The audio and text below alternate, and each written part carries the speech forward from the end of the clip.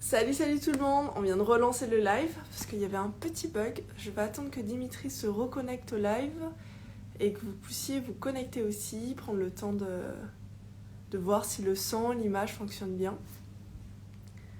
Alors, aujourd'hui, comme je l'avais présenté juste avant, Dimitri va vous parler de l'hypnose thérapeutique. Salut Dimitri! Alors, c'est parti.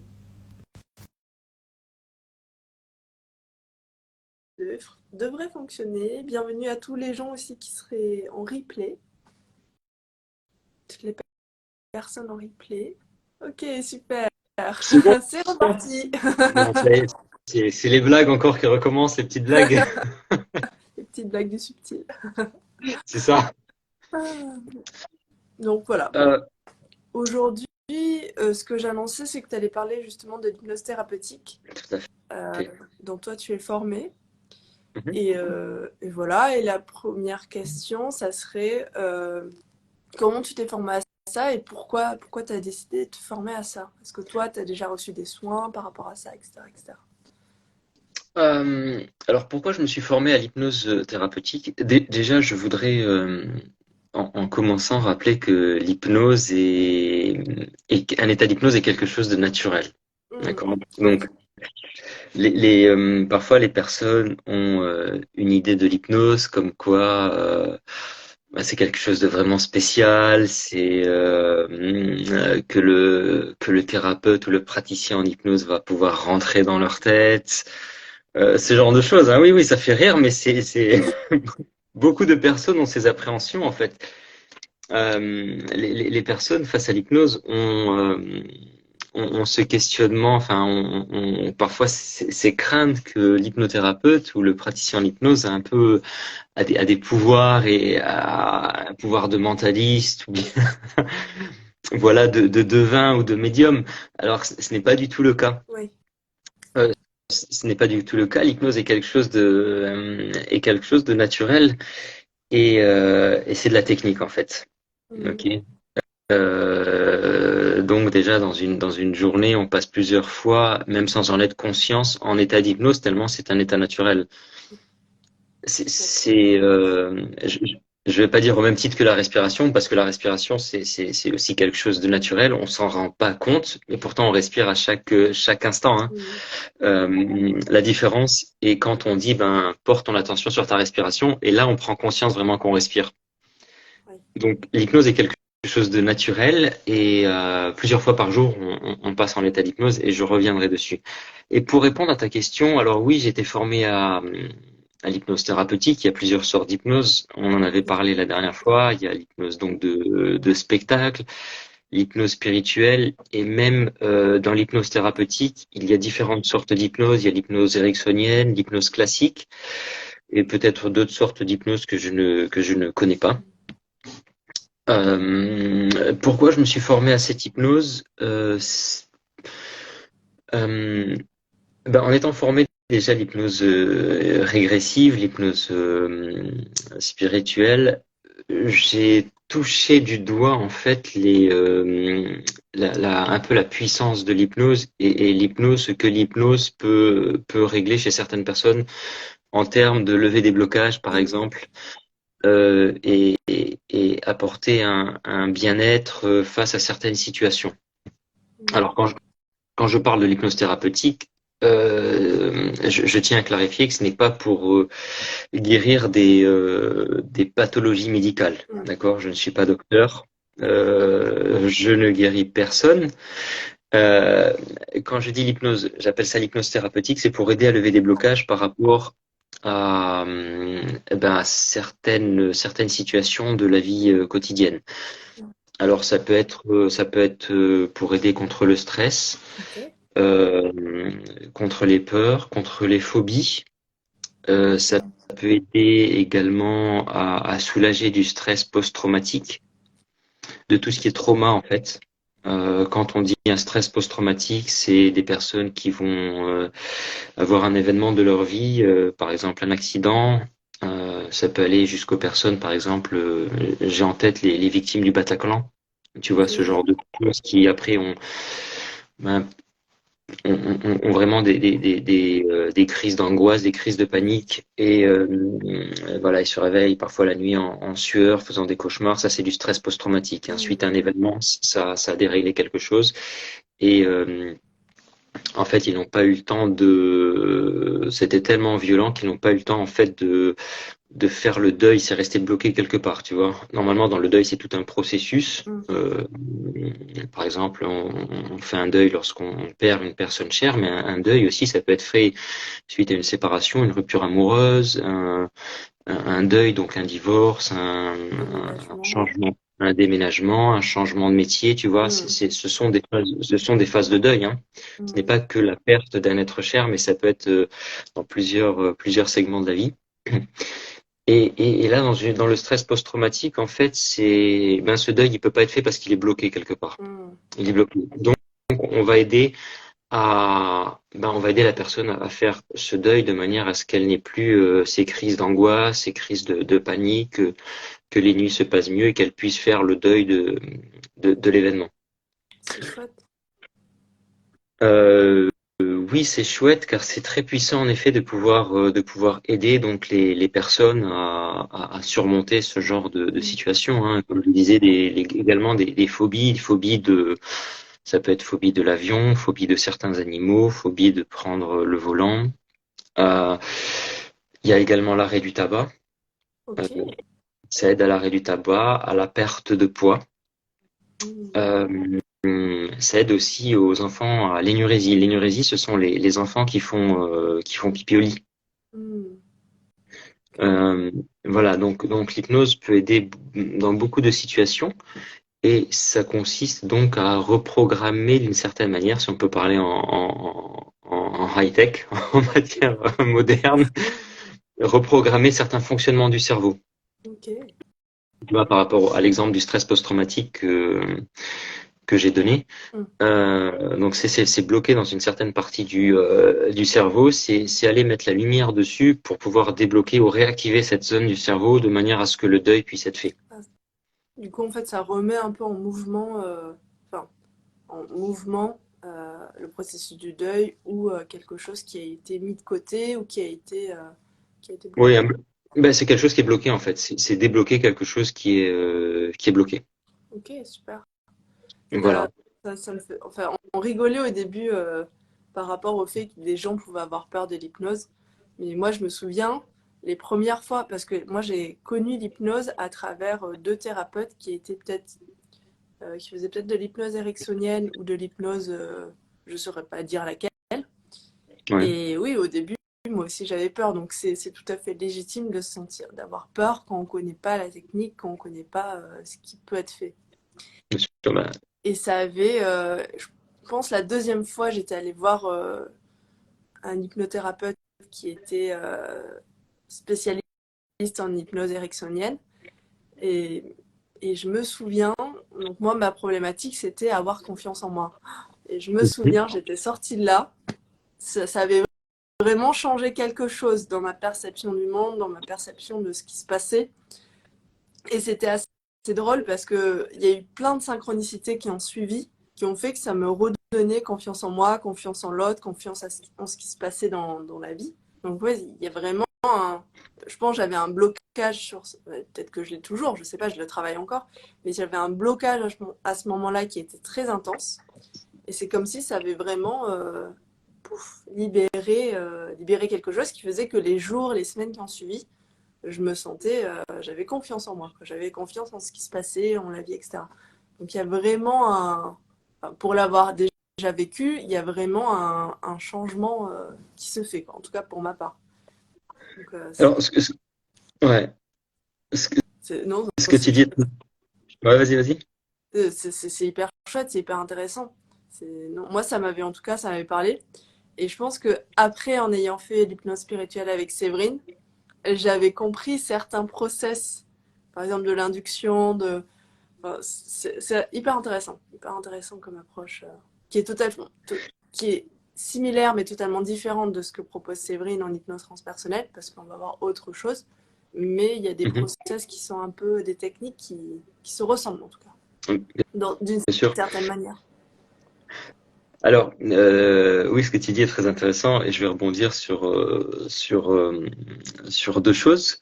La première chose est le fait que tu dis que ça a travaillé en fait après sur des jours, des semaines et en effet, alors il se passe ce qui se passe le jour de la séance Mm. et même si la personne ne perçoit pas de changement tout de suite, euh, je dis bien sûr à la personne que les changements vont s'effectuer entre 2 et 3 semaines. Vraiment pour vraiment s'apercevoir de changements, peut-être de comportement par rapport à une situation voilà, une situation qui faisait peur, qui bloquait, bah, va y avoir un autre point de vue, un autre positionnement par rapport à une même situation. Et c'est ça, c'est pas OK, il y a la séance, je sors de la séance et c'est tout de suite réglé. Il faut parfois attendre jusqu'à 2 ou 3 semaines que les choses vraiment se mettent en place. Oui, c'est intègre. Ouais, Que les choses exactement s'intègrent à l'intérieur de la personne parce que c'est voilà, comme je t'avais dit, c'est une reprogrammation. Tu sais, quand tu fais une reprogrammation bah, sur l'ordinateur ou bien une mise à jour, tu vois, il y a toujours une petite barre de mise à jour. Ça commence à 0, 5, 10, 15, 20 jusqu'à arriver à 100%. Mm, mm, mm. Ah Et, oui. et, Et même et, le fait de s'adapter, nous, à cette reprogrammation. Enfin, au début, on s'en rend pas compte, mais au bout d'un moment, on se rend compte qu'on on fonctionne pas comme avant, quoi. Il y a quelque chose qui a changé, quoi. et ben justement, parce qu'on va pas s'en rendre compte pendant. Alors pendant la séance, les gens vont avoir une sensation de détente, de bien-être. Mm. Mais peut-être qu'ils vont pas se rendre compte, certaines personnes, alors certaines personnes tout de suite, au moment où la séance se finit, se rendent compte, disent, ah oui, non, mais là, il s'est passé quelque chose, c'est sûr, je le ressens, je le perçois à l'intérieur de moi. Et d'autres personnes ont besoin de plus de jours, en fait, pour ressentir ce qui s'est passé et les bienfaits que ça peut apporter. Mm. Et la deuxième chose sur laquelle je voulais rebondir par rapport à l'hypnose, où tu dis oui, tu as compris par rapport à l'induction. Alors, dans le jargon d'hypnose, l'induction, c'est la Oui. partie technique au départ de la séance où on met la personne en état hypnotique. Mm.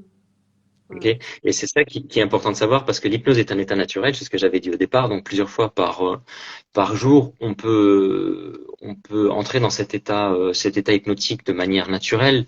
Et c'est au moment du réveil, au moment de l'endormissement, si on lit un livre ou on regarde la télévision, quand on conduit la voiture, quand on fait du sport, parfois ou quand on danse, on rentre dans un état hypnotique. En fait, l'état hypnotique, c'est rien d'autre qu'un état modifié de conscience qui est assez subtil, hein. Les gens qui font de la méditation ou du yoga, voilà, vont atteindre cette étape où vraiment l'activité cérébrale est ralentie. Et ce que je dis quand je reçois une personne qui vient me voir pour une séance d'hypnose, qui n'a fait de l'hypnose, mais on lui a dit que ça pourrait lui faire du bien, euh, bah, je passe un petit moment à vraiment lui expliquer ce qu'est l'hypnose et ce que n'est pas l'hypnose. Mm. Et c'est ce que je vais faire là également. Comme ça, Super. les gens voient euh, peut-être une meilleure idée de ce qu'est l'hypnose et de ce qu'est l'hypnose. Donc, c'est un état naturel. Euh, donc, qui peut intervenir à différents moments de la journée. Et alors, les gens vont me dire, mais si je conduis, si je suis dans un état hypnotique, ben c'est dangereux, c'est chaud quand même, ça craint. Et là, je leur dis non, parce que même si vous êtes dans un état hypnotique, vous conduisez par exemple d'un point A à un point B, vous connaissez le trajet, c'est un truc que vous connaissez, vous arrivez à votre destination, vous vous êtes dit, ah ben oh, je me suis même pas rendu compte du trajet qui est passé. Oui, alors ça c'est un état hypnotique. Par contre, si s'il y a un animal qui est sur la route, ou s'il y a un objet sur la route, ou s'il y a une personne qui va traverser, ben, vous êtes complètement conscient pour appuyer sur le frein et éviter l'accident. Exactement. Et donc l'état d'hypnose, on est complètement conscient de ce qui se passe. Ce n'est pas une de conscience, mais au contraire, c'est une expansion de conscience. Donc on a accès à plus d'informations que d'habitude en fait. Donc les gens peuvent, voilà, peuvent conduire en toute sécurité. Ils traversent parfois des états hypnotiques, mais c'est complètement safe. Ok. Mm. Et, euh, et ce n'est pas du tout ce qu'on voit à la télévision, par exemple avec l'hypnose de spectacle. J'en reviens à Mesmer, hein, qui met des personnes sous hypnose, qui endort entre guillemets, endort. Pourquoi j'endors? Parce que la personne ne dort pas vraiment. La personne est juste dans un état de bien-être tel que son corps est complètement relâché. C'est-à-dire son tonus musculaire a complètement diminué et elle se retrouve d'une seconde à l'autre dans un état vraiment de détente et le tonus musculaire a lâché, ce qui fait que la personne se retrouve par terre. Mais en aucun cas la personne est en train de dormir. Mhm. Ok? Et à savoir qu'en l'état hypnotique, enfin en hypnose de spectacle, le la personne est tout à fait consentante à ce que va dire l'hypnothérapeute ou non, c'est pas l'hypnotiseur, pardon. L'hypnotiseur, parce que l'hypnothérapeute, c'est pour plus pour la thérapie, et l'hypnotiseur, c'est pour l'hypnose de spectacle. Et elle est tout à fait consentante à participer à l'expérience. Mhm. Oui, c'est parce que, en gros, pour être hypnotisé, il faut qu'il y ait un certain engagement de la part de la personne qui veut être hypnotisée, inconscient ou conscient, mais il y a déjà des premiers engagements qui font que c'est OK pour eux, parce que sinon le système il serait en mode survie et là elle ne pourrait pas se faire hypnotiser. Tout à fait. Une personne ne va pas être hypnotisée si elle ne le veut pas. Exactement. Donc vraiment, si elle ne veut pas, ça met un mécanisme de défense, de protection en fait en la personne. Et peut avoir les meilleurs hypnothérapeutes, les meilleurs praticiens en hypnose, les meilleurs hypnotiseurs. Une personne qui ne veut pas se faire hypnotiser ne se fera jamais hypnotiser. Oui, parce qu'il y a aussi un certain lâcher prise. Donc si c'est non, bah là ça va pas être possible, ça va pas. C'est ça. C'est tout à fait ça. Et la deuxième chose pour laquelle la personne ne peut pas se faire hypnotiser, c'est si elle a des peurs, si elle a des craintes de ce qui va se passer. C'est pour ça qu'il est important pour moi vraiment d'expliquer à la personne en amont, avant de vraiment de commencer la séance, de lui dire ce qu'est l'hypnose, ce que n'est pas l'hypnose, pour la rassurer par rapport à ce qui va se passer. C'est très important d'avoir cet échange en fait, et pour lui dire que c'est quelque chose de tout à fait safe, que les personnes ne peuvent pas rester en état hypnotique. Hein. On n'a Pas jamais vu une personne, bloqué. voilà, rester bloqué à faire la poule le reste de sa vie, c'est pas possible. Oui. Ou d'autres choses, hein. C'est-à-dire à un moment donné, après quelques minutes, ben, le cerveau revient à un état d'activité normal, naturel. Donc même si c'est pour quelques secondes où la personne en hypnose de spectacle encore va faire la poule, va faire n'importe quoi, c'est quelque chose, elle ne va pas rester dans cet état-là. Ça c'est sûr et certain. C'est chouette. Autrement, on en aurait déjà entendu parler de ça aux informations dans tous les journaux. L'hypnose aurait été bannie. Voilà, c'est-à-dire que la personne est plus forte que l'hypnose. C'est-à-dire l'activité cérébrale, la puissance du cerveau est bien plus forte qu'un état hypnotique. Donc ça, c'est pour voilà, rassurer toutes les personnes qui auraient des craintes que le praticien en hypnose va rentrer dans la tête, va pouvoir connaître tous les secrets de la personne et tout ça. C'est vraiment pas le but de l'hypnose, hein. Et moi, si une personne vient me voir, c'est pour va voir un autre praticien en hypnose ou hypnothérapeute, c'est vraiment pour lever des blocages. C'est Donc la exactement pour personne, faire un travail. oui, c'est Pour pour faire faire un travail d'accompagnement par rapport à une certaine situation qui pollue la personne en fait, qui pollue la vie qui parasite la vie de la personne. Et qui est prêt à se faire ce travail du coup, parce que la Oui, personne. et c'est d'ailleurs une de mes questions hein, pendant au début de l'entretien, Ok. à savoir que les séances se déroulent toujours de la même manière. J'avais La demandé personne, justement comment se déroule une séance voilà. type. Alors, la personne va arriver, on va commencer à échanger, puis je vais lui poser des questions. Donc, il va y avoir ce moment d'échange, ok? Ce moment d'échange pour comprendre un petit peu l'objet de sa venue. Qu'est-ce que la personne, en quoi je peux l'aider, tu vois? Et ce qui est très important pour moi, c'est de, de clarifier vraiment l'engagement de la personne. Ok. Je vais donner un exemple. Une personne va venir me voir, par exemple, pour un arrêt du tabac, euh, ou peut-être une perte de poids. Et Ok. donc, je vais demander, ben, ok, qu'est-ce qui fait qu'aujourd'hui, cette personne vienne me voir?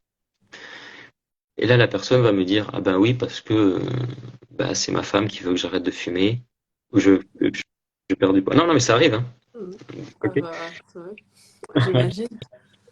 Et, et donc, moi, je vais lui demander, mais comment vous, est-ce que vous sentez par rapport à ça? Est-ce que vous voulez arrêter ou vous voulez perdre du poids, quoi? Et puis si la personne me fait, bah, bof, non, pas trop, machin, j'arrête tout de suite la séance. Ça ne sert à rien de continuer si la personne ne veut pas vraiment, tu vois? Mm. Donc c'est important que vraiment la personne ait vraiment ce désir à l'intérieur d'elle, soit d'arrêter de fumer, soit de perdre du poids, et voilà. Mm, Mm. mm.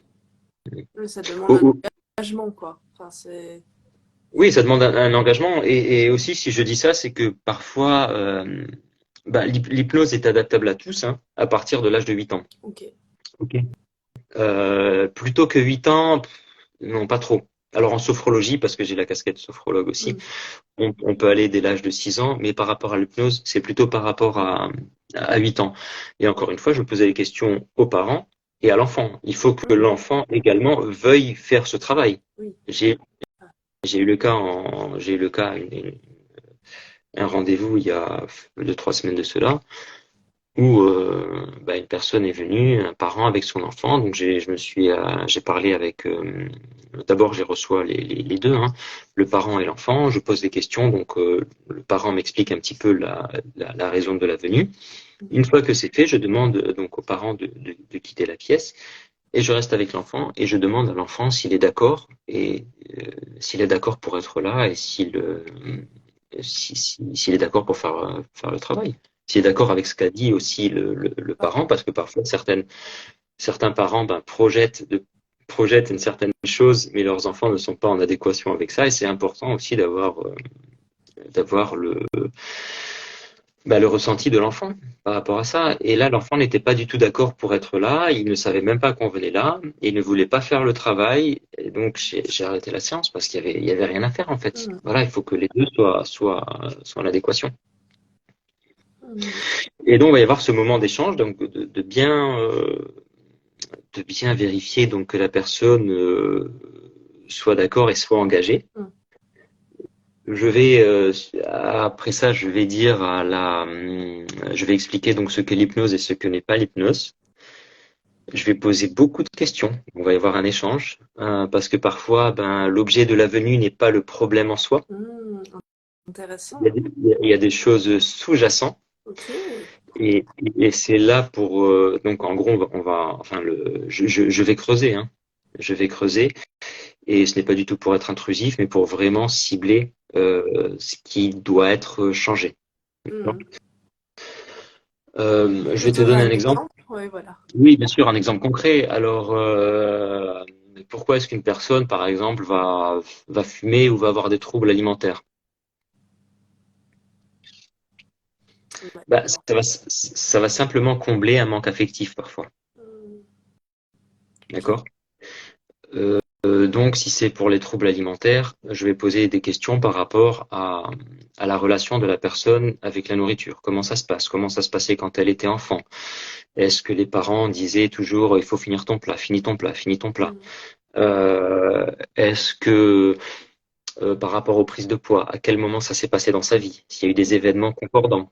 Parfois, c'est suite à une séparation où les gens peut-être ont tendance à manger plus parce qu'il y a justement un manque affectif, tu vois. Et donc justement par rapport à la mise de poids, il y a par rapport à la prise de poids, pardon, il y a certains hypnos qui vont mettre en place un anneau gastrique virtuel. Mm. Ok. Tu vois, donc travailler sur le cerveau comme quoi intégrer en fait qu'il y a un anneau gastrique. Ça je le fais pas. Pourquoi? Parce que s'il se cache quelque chose d'émotionnel derrière, ben, Mm. une personne qui avait tendance à beaucoup manger va manger moins à cause de l'anneau gastrique, Mm. mais va avoir un comportement, ce comportement-là va se dévier sur autre chose. Ça peut être la cigarette, ça peut être l'alcool, ça peut être les jeux, ça peut être le sexe, ça peut être voilà Mm. d'autres D'autres. comportements voilà exactement qui vont parce que parfois ben la racine qui a provoqué ce comportement-là, bah c'était un événement de la vie, donc quelque chose d'émotionnel, de, Mm. C'est de intéressant stressant que ouais, c'est que tu ailles super voir intéressant. ce côté émotionnel et que tu n'essayes pas simplement de changer le symptôme, mais tu essayes d'aller voir l'origine ou la racine pour Oui. vraiment comprendre, pour éviter que ce symptôme se transforme en un autre symptôme. comme ce que tu viens de dire, la nourriture devienne la cigarette ou une autre addiction. C'est hyper intéressant de voir que... Pareil. Ouais. Oui, c'est ça, c'est pareil pour la cigarette, parce que on pourrait en effet quand je dis programmer, c'est-à-dire que la personne soit dégoûtée de la cigarette, faire en sorte que la personne soit dégoûtée de la cigarette, ok?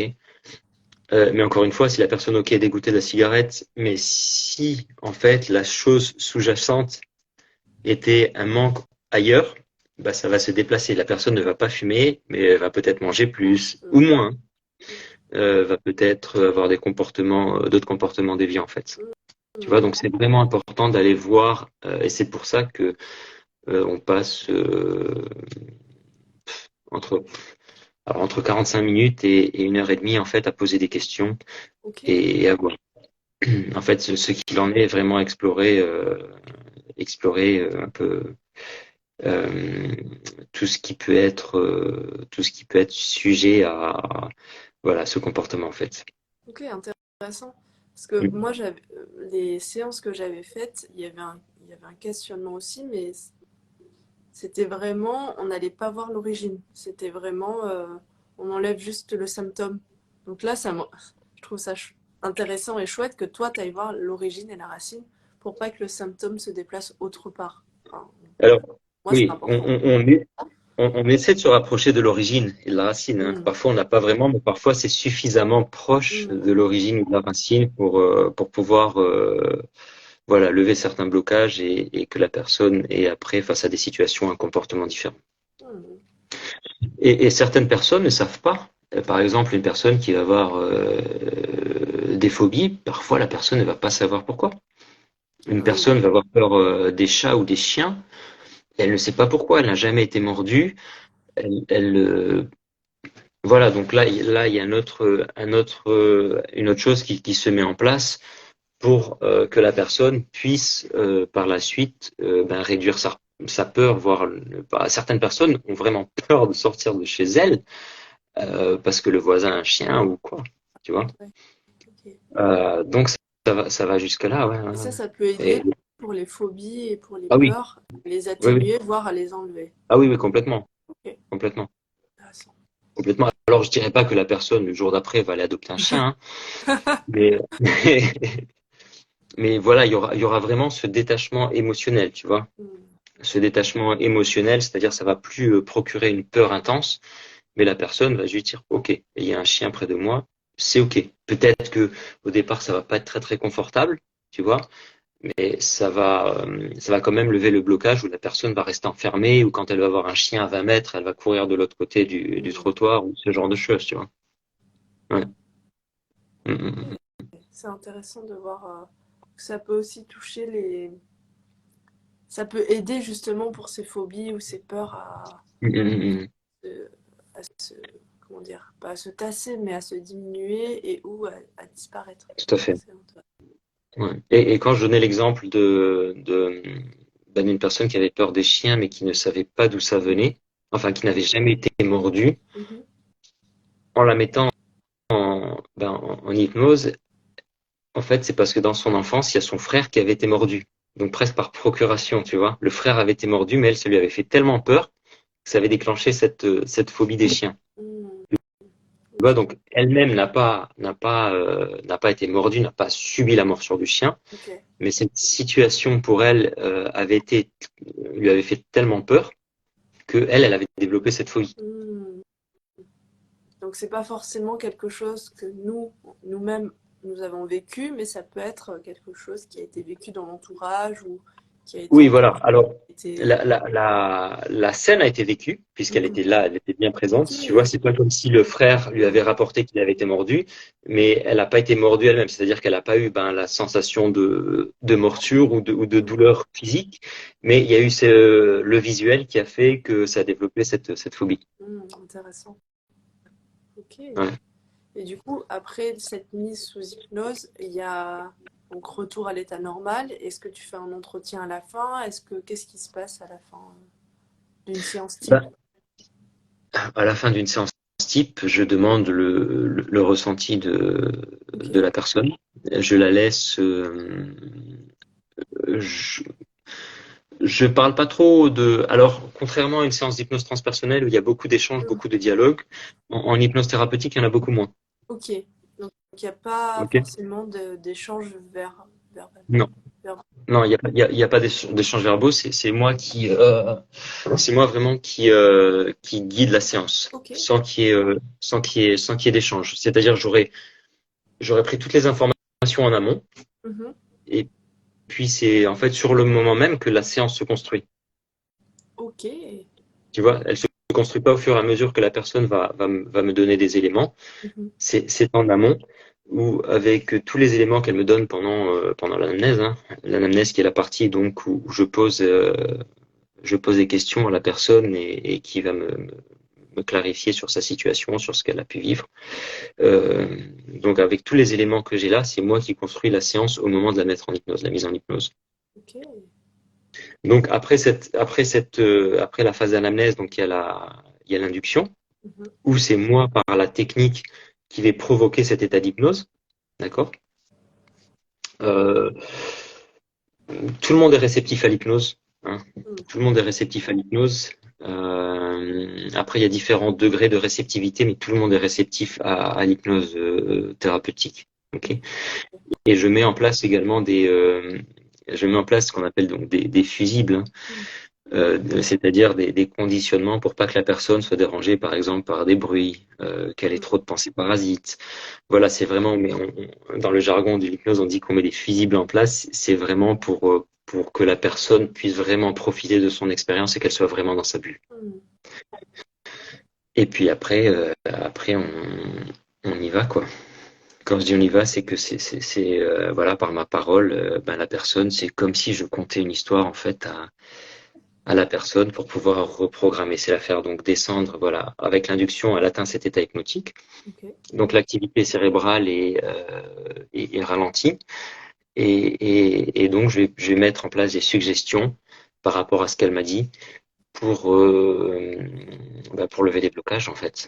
De Ok. manière à ce que la prochaine fois qu'elle soit, ouais, parce il reste toujours des traces en fait. Tu vois, quand une personne vient me voir par rapport à des peurs, des situations, ou même se libérer de personnes toxiques, hein, de personnes ou de situations toxiques par rapport à leur travail, par rapport au stress, par rapport à, il y a une personne qui est venue me voir parce que pendant la nuit, cette personne a un sommeil très léger. Et pendant la nuit, dès que les voisins faisaient un moindre bruit, la personne se réveillait, était super alerte Mm. et n'arrivait plus à se rendormir. Ah oui. Et en fait, ça, c'était quelque chose qui venait de son enfance, mais qui n'avait rien à voir Ah, avec son sommeil. ok. Mais le fait de pas entendre, on lui reprochait de ne pas entendre certains bruits ou lorsque la personne, on l'appelait, et on lui reprochait de manière assez virulente, bah, c'était intégré dans son cerveau. C'est-à-dire maintenant, dès qu'il y avait un bruit, la personne était en hypervigilance. Est-ce que tu arrives Ah oui. à avoir un rapprochement? C'est complexe, hein, mais en même temps, Mm. c'est simple, quoi. Ah, ouais, On l'appelait, et quand il était enfant, on l'appelait, il ne répondait pas, donc on lui reprochait de manière virulente. Donc lui a développé cette hypervigilance par rapport à certains bruits. mm. Donc maintenant, quand il dort et qu'il entend un bruit, c'est comme si il revenait à cet état de OK, j'entends un bruit, on doit m'appeler, alors je dois répondre. Mm. Donc la personne se réveillait, elle n'arrivait plus à se rendormir. Mais je te Ah, c'est parle de problématique. ça 40 ans plus tard, hein. C'est- Ouais, ouais. Peut-être que je vais venir prendre une séance avec toi. Avec plaisir, Tani. Ah, c'est intéressant. Ouais, c'est hyper intéressant. Ouais. Donc là, J'aurais pas fait le lien comme ça, mais oui, je pense que ouais.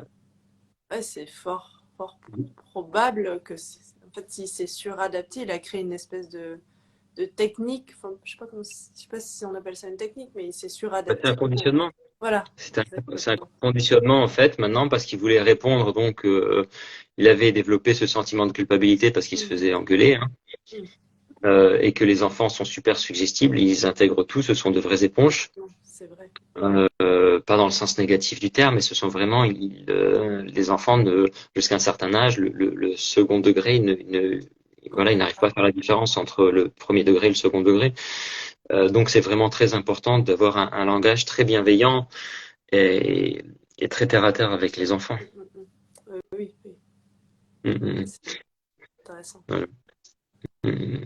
Donc c'est super intéressant et également en tant que praticien, toute la démarche intellectuelle est très très intéressante également parce qu'on ne sait jamais quand une personne va voir, contrairement bon à l'hypnose spirituelle, on sait à peu près, euh, je vais pas dire on sait ce qui va se passer, mais on connaît plus ou moins le déroulé, tu vois.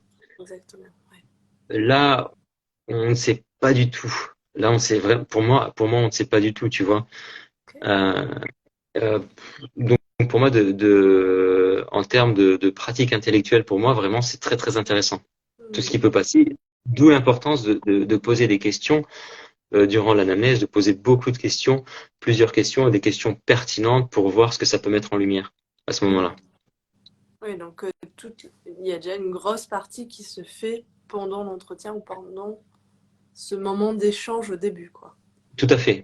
Et parfois, juste le moment, juste l'anamnèse peut être parfois suffisante. Alors, je dis pas que je ne fais pas d'hypnose après, Mm. mais pour la personne qui va me voir, juste le fait d'avoir mis en lumière certaines choses Mm. en posant simplement des questions, ben, il y a des déclics déjà qui se font. Tu vois, des déclics qui s'opèrent. Oui, parce Bon, que après, c'est des questions peut-être qu'elle s'est jamais posées ou elle sait qu'il y a quelque chose, mais elle sait pas d'où ça vient, comment c'est. Mais juste le fait de le dire à l'oral, de le conscientiser, des fois, ça peut mettre en mouvement déjà dans le processus de guérison, dans le processus de changement. En tout cas. tout à fait, car le processus de guérison intervient à partir d'un moment où on a une prise de conscience. Tu vois, je vais t'expliquer. Je vais clarifier, pardon. On est Bon, bloqué. Il y a une clarifions. situation. Il y a une situation qui peut nous bloquer. Tu vois, donc on tourne en rond, on tourne en rond, on tourne en rond. Et à un moment, il y a une prise de conscience et on se rend compte pourquoi on tourne en rond. Tu vois. Déjà là, il y a une partie du travail qui est fait. Exactement. Travail qui est fait, travail qui est fait, une partie qui est faite, une partie du travail qui est faite. Voilà. Tu vois, donc déjà là, ça aide sur la mise en marche du schéma de guérison. Parce qu'on sait, en fait, on réalise par nous-mêmes que le fait que nous tournions en rond, c'est dû à quelque chose, et maintenant, ce quelque chose, on a mis le doigt dessus. Ah Tu oui, vois? Donc, donc voilà, donc parfois et ça c'est cool en tant que praticien, quand voilà, on arrive au moment de l'anamnèse, on pose des questions. Et je vois la personne, tu vas froncer un peu les yeux comme ça, ses sourcils, dire ah ouais mais ça j'y avais pas pensé, mais ouais mais ça fait complètement sens, tu vois. Ah, je dis, ah, on est sur le bon chemin. ça c'est chouette. J'ai envie de Ouais, faire un petit parallèle parce que en médecine symbolique, c'est ça aussi. Il y a beaucoup de prise de conscience, sachant que c'est nous on accompagne un peu ce comme tu fais, on accompagne les personnes à aller vers ces prises de conscience via l'outil des baguettes coudées, etc. Mais il y a vraiment oui, il y a cette prise de conscience qui fait que tout le process de guérison il se met en place, il se met en place derrière. Quoi. Mais c'est la personne par elle-même, quoi. Donc ça c'est intéressant de voir que tout à fait, c'est le début de la guérison, quoi, du process de changement en tout cas. exactement.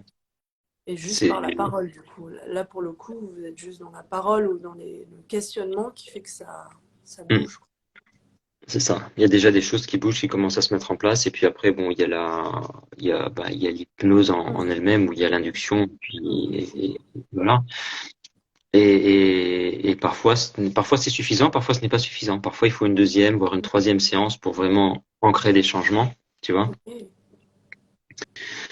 Donc vraiment tout dépend de l'objectif, tout dépend de la personne, ce qu'elle veut faire, ok. ce qu'elle de son objectif, et on voit après 2, 3 semaines, je laisse la personne revenir vers moi s'il y a besoin.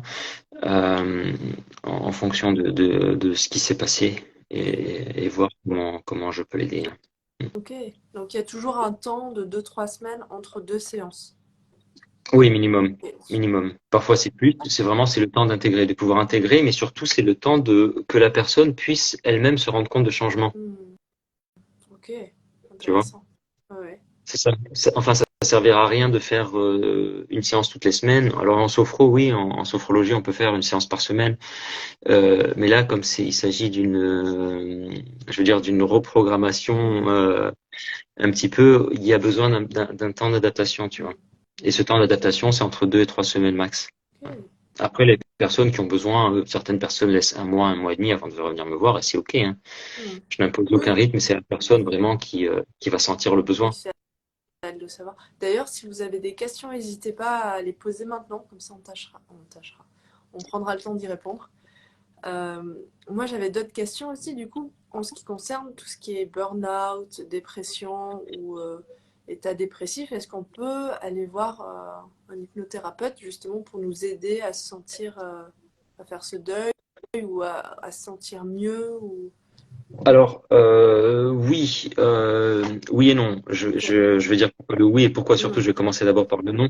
Mhm. Le non, ça dépend de la dépression. Les personnes qui Ok. sont en gros état de dépression, Mhm. ce n'est pas conseillé, Ok. ok? Parce que ben, gros état de dépression dit grosse fragilité émotionnelle, mais vraiment grosse Mhm. fragilité émotionnelle. Il est préférable d'aller voir un professionnel de la santé avant et avoir son avis sur le sujet.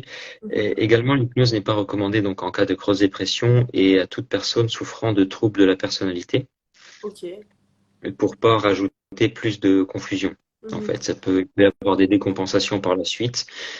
Euh, et ouais, voilà, ce n'est pas conseillé. Est-ce Donc que tu voilà. peux expliquer c'est quoi une décompensation pour les personnes qui connaissent pas? Enfin, moi je connais le terme, mais. Ouais. Alors, c'est pour les personnes qui souffrent, c'est en fait accentuer l'état de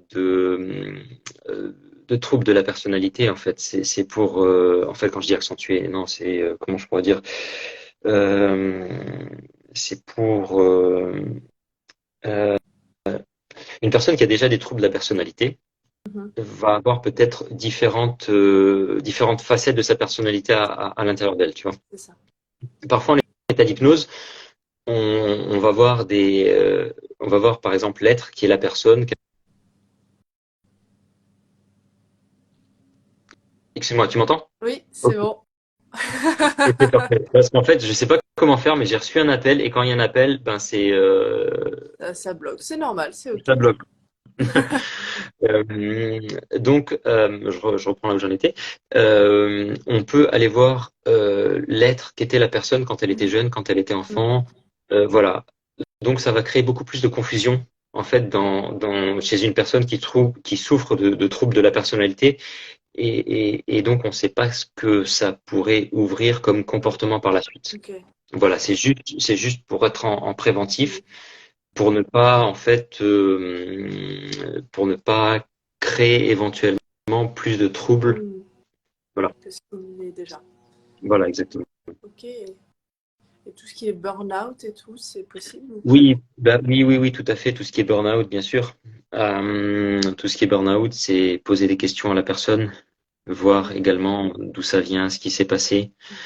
Euh, Pourquoi? Quelle est la cause du burn-out aussi? Quelle est la Ok. cause du burn-out? Certaines personnes ont des burn-out parce qu'ils n'arrivent plus à équilibrer vie professionnelle et vie personnelle. Mhm. Il y a un surinvestissement dans le travail. Certaines personnes, car ils ne s'entendent plus avec leur hiérarchie. Certaines personnes ne trouvent plus de sens dans ce qu'ils font. Ça va à l'encontre de leurs Mhm. valeurs. Donc, quel est qu'est-ce qu'est-ce qui a déclenché ce burn-out en fait? Qu'est-ce qui a déclenché ce burn-out? Parfois, c'est un Ok. simple manque de confiance qui va créer un burn-out parce que la personne va voir, ne va pas se sentir légitime par rapport à ce travail. Ça va créer beaucoup de stress et burn-out. Ou Mhm. également, le stress va être provoqué par d'autres choses, par une charge de travail, par le télétravail, par des horaires de nuit, enfin des horaires non adaptés. Ça peut être beaucoup de choses qui peuvent créer un burn-out. Mais ça, on peut gérer avec de l'hypnose. Ok, super. Donc tout ce qui est stress et anxiété aussi, du coup. Tout à Si j'ai- fait. Ok. Stress, gestion des émotions, voilà. C'est pour avoir vraiment un autre point de vue par rapport à une situation, par rapport à une certaine situation. Tout ce qui va Mhm. en gros procurer du stress, hein. Ça peut être la prise de parole en public, ça peut être des événements sportifs, ça peut être aussi pour toutes les femmes enceintes, pré-accouchement et post-accouchement aussi, car beaucoup de changements après l'accouchement, hein. Changement au niveau familial, changement au niveau corporel, Hmm. beaucoup de fatigue aussi, donc ça aide également. Ok, chouette, c'est bon à savoir. Est-ce que toi, t'aimerais rajouter d'autres choses par rapport à ça? Du coup, il n'y a pas de questions pour l'instant. Donc Écoute, toi, il me semble avoir fait le tour de la question. Je vais juste faire un récapitulatif. Ce qu'est l'hypnose. Donc, l'hypnose est un état naturel.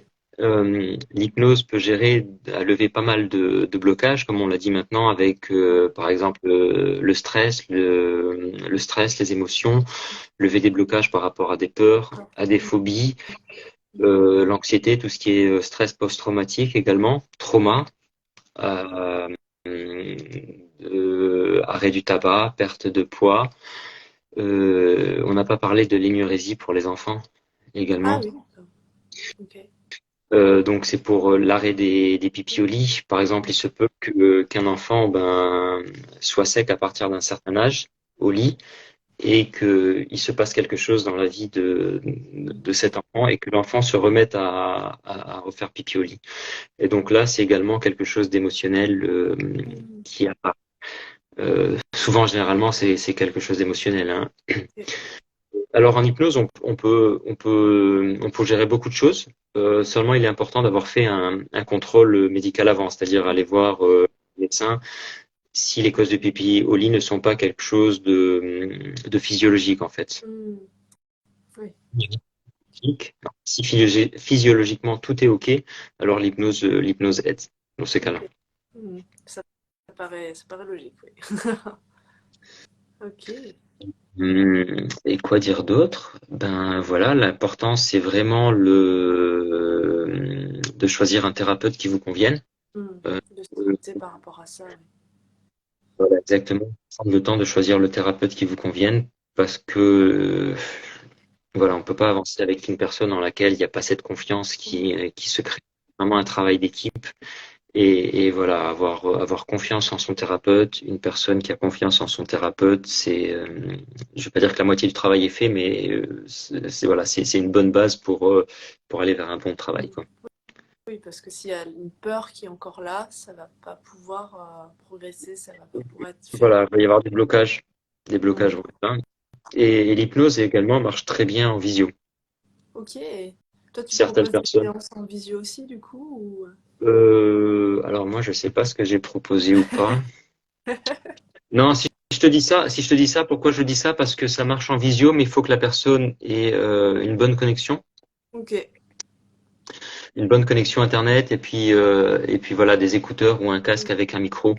Parce qu'il m'est Ok. arrivé de faire des séances d'hypnose ou des longues séances d'hypnose, donc l'hypnose spirituelle ou même l'hypnose Hmm. thérapeutique, où la connexion n'était pas top et c'est vraiment galère parce que c'est vraiment galère pour la personne et puis aussi pour le thérapeute parce que l'image va se geler, on ne sait pas ce qu'on a dit, ce qu'on n'a pas dit, on va répéter, on ne sait pas si ça a été bien perçu ou pas.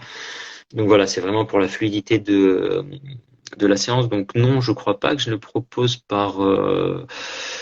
pour le moment, je propose pas par visio. Je l'ai proposé un moment, puis enfin il y avait certains soucis où la personne arrivait, puis le casque ne marchait pas et les Hmm. écouteurs ne marchaient pas. Donc voilà, la séance était parasitée et puis c'était pas la personne ne profitait pas de la séance en fait. Ouais. Donc les résultats n'étaient pas aussi les résultats n'étaient pas aussi bons quoi. Hmm.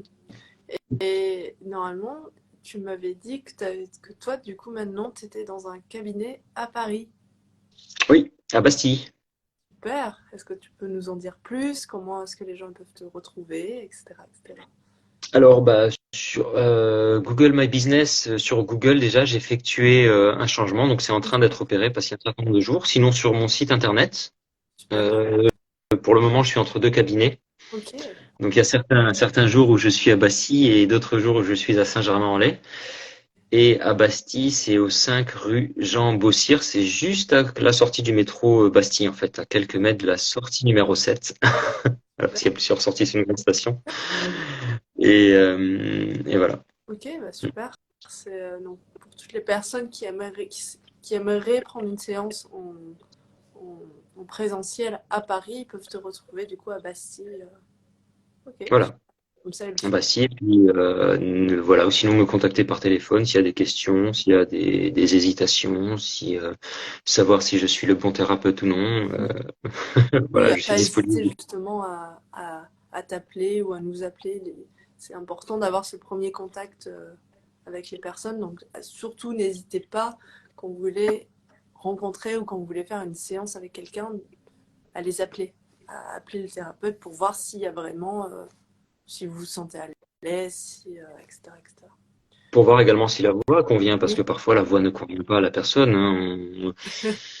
J'ai, enfin, on m'a déjà rapporté, moi je n'ai jamais eu moi le cas personnellement qui me dise que ma voix ne convenait pas, mais on m'a déjà rapporté en me disant oui j'ai déjà fait de l'hypnose avec une personne, mais sa voix juste je pouvais pas. Mhm. Et Mhm. j'ai déjà fait moi personnellement des séances que patient, Mhm. hein, où la voix de la personne ne me convenait pas et ça voilà ça sonnait pas. Oui, et puis du coup, tu entends toujours le mental qui fait ah là, non, la voix, etc., etc. T'es pas tellement dans Exactement. la. D'ailleurs, Donc juste une dernière question, est-ce que toi, tu utilises la musique ou pas pour non, mettre sous aide? Tu utilises que ta voix? j'utilise que ma voix, que ce soit en hypnose spirituelle, Ok. en hypnose thérapeutique, je n'utilise que ma voix. Alors j'ai les cabinets dans lesquels je suis, il y a du double vitrage. Donc, Ok. voilà, les bruits de l'extérieur sont réduits, mais de toutes les manières, je mets des fusibles là-dessus, mais je ne mets pas de, sauf si, enfin, je l'ai jamais mis, sauf si une personne me demande vraiment, voilà, j'ai besoin de musique, une personne connaît son fonctionnement et me Mhm. dit j'ai besoin de musique, ça me permet d'aller, je dis ok, on va avec la musique, enfin je suis pas contre, mais naturellement si une personne ne mentionne pas, je peux pas mettre de musique. Super. Bon, bah super. Merci Dimitri pour cet échange, pour ce moment. Merci à toi, Théanie. J'adore, j'adore ces conversations. Moi, j'apprends toujours énormément de choses dans des domaines qui sont similaires mais à la fois différents. C'est vraiment intéressant et moi, ça me tient à cœur de pouvoir partager d'autres thématiques, d'autres domaines qui pourraient intéresser les personnes qui viendraient voir ce replay. Je vais essayer de te mettre en... Non, je vais te mettre en collaborateur en espérant que ça fonctionne cette fois. Et dans tous les cas, pour toutes les personnes qui regardent ce replay et ce live, vous aurez les informations pour pouvoir contacter Dimitri dans la légende. Donc voilà, n'hésitez pas à lui écrire et n'hésitez pas si vous avez des questions à nous écrire en commentaire. Avec les écrits en commentaire, on essaiera d'y répondre le plus vite possible. Très Voilà. ou m'appeler, hein. Oui, Je là, suis dispo au vous téléphone appelez aussi. Et Dimitri.